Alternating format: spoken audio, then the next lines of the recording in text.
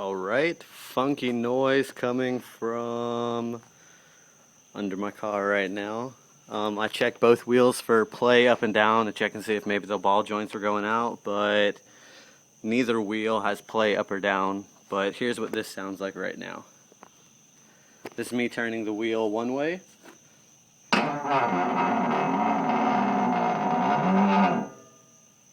Here's me turning the wheel the other way.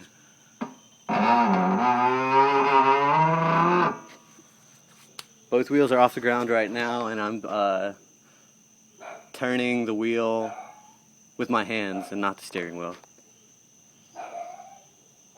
And I was turning it kind of slowly. If I turn it fast, it doesn't really... It makes a different noise. Not really sure what that could be now.